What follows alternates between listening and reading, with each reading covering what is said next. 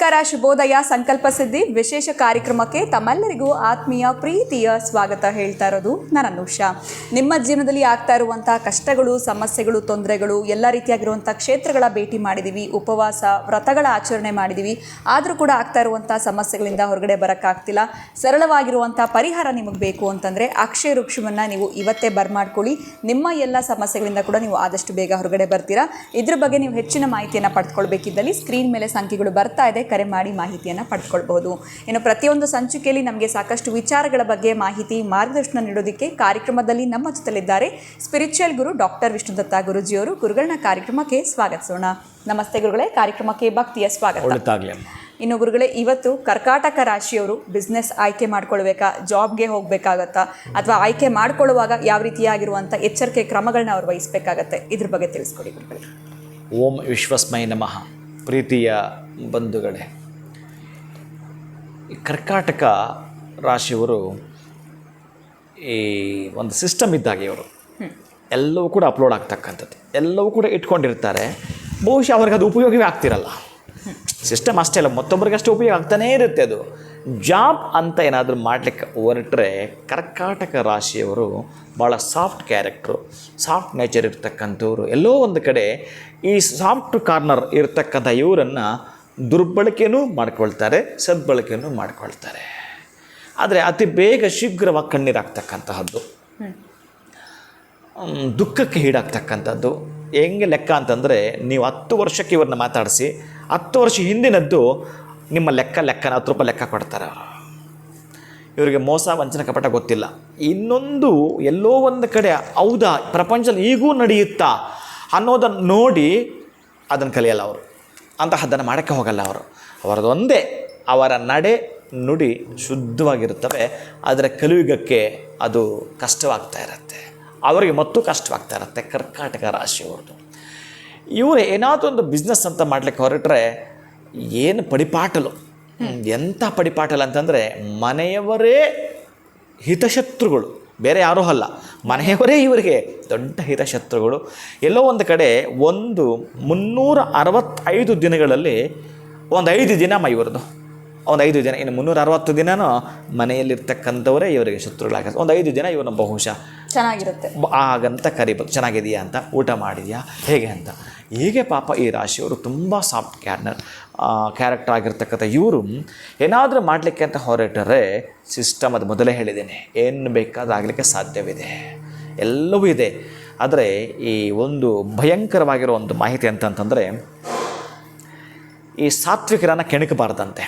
ನೀವು ಯಾರನ್ನ ರೌಡಿಗಳನ್ನ ನೋಡಿರ್ಬೋದು, ದೊಡ್ಡ ಮಟ್ಟದ ಶತ್ರುಗಳನ್ನ ನೋಡಿರ್ಬೋದು. ಇವರು ಎಷ್ಟು ಸಾಫ್ಟೋ ಅದರ 10ರಷ್ಟು ಅವರ ಒಳಗಡೆ ಅವಿತುಕೊಂಡಿರುತ್ತೆ ಭಯಂಕರವಾಗಿ. ಇವರಿಗೆ ನೀವೇನಾದರೂ ತುಂಬ ದುಃಖ ಕೊಡೋದು, ಕಷ್ಟ ಕೊಡೋದು ಅಂತಂದರೆ, ಇವರು ಏನಾದರೂ ಒಂದು ಸಲ ತಿರುಗಿ ಬಿದ್ದರೆ ಅವರ ಕಡೆ ಭಗವಂತನ ಸಪೋರ್ಟ್ ಇರ್ತಾನಂತೆ, ಭಗವಂತ ಸಪೋರ್ಟ್ ಇರ್ತಾನಂತೆ.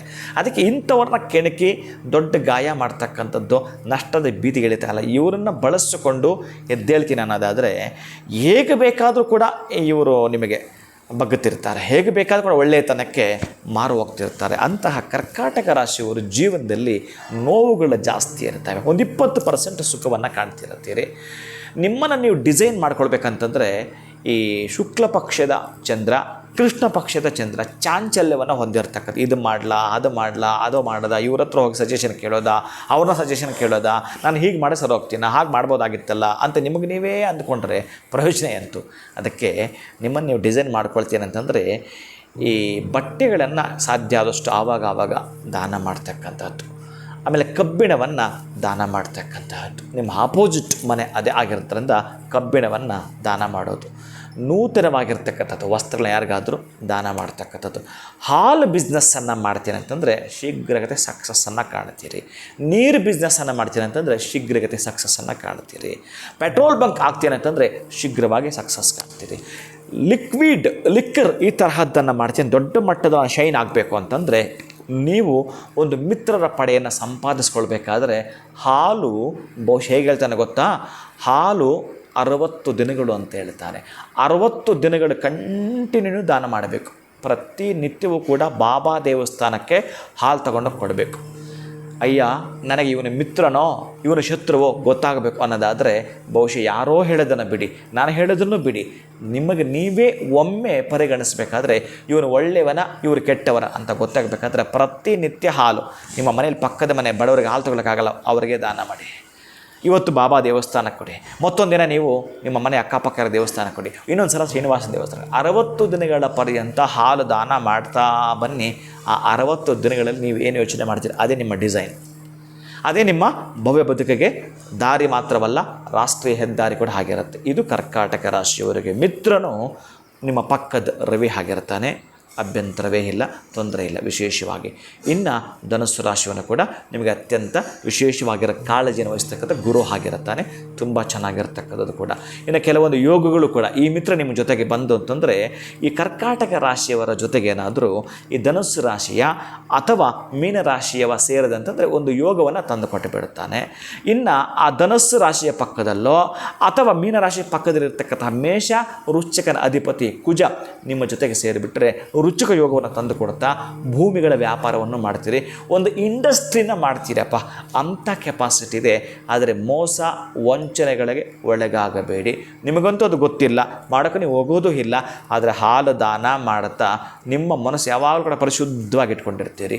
ಶಿವನ ಅಷ್ಟೋತ್ರವನ್ನು ಹೇಳ್ಕೊಳ್ತಾ ಬನ್ನಿ. ಬಿಲ್ಲಪತ್ರೆಯನ್ನು ಯಾವಾಗಲೂ ಕೂಡ ಅರ್ಚಿಸುವಂಥದ್ದು.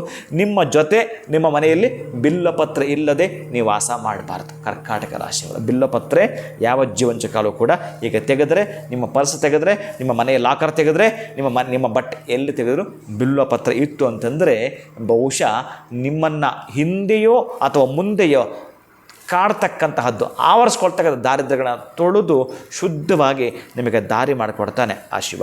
ಖಂಡಿತ ಗುರುಗಳೇ, ಕರ್ಕಾಟಕ ರಾಶಿಯವರ ಮನಸ್ಸು ಬಹಳ ಒಂದು ಕಡೆ ಸಾಫ್ಟು, ಮೃದು ಸ್ವಭಾವ ಅಂತ ತಿಳಿಸಿದ್ರಿ. ಇನ್ನು ಕೋಪ ಅನ್ನುವಂಥದ್ದು ಅಷ್ಟೇ ಇರುತ್ತೆ, ಅದನ್ನು ಕೆಣಕಿದ್ರೆ ಅನ್ನೋದ್ರ ಬಗ್ಗೆ ತಿಳಿಸ್ಕೊಟ್ರಿ.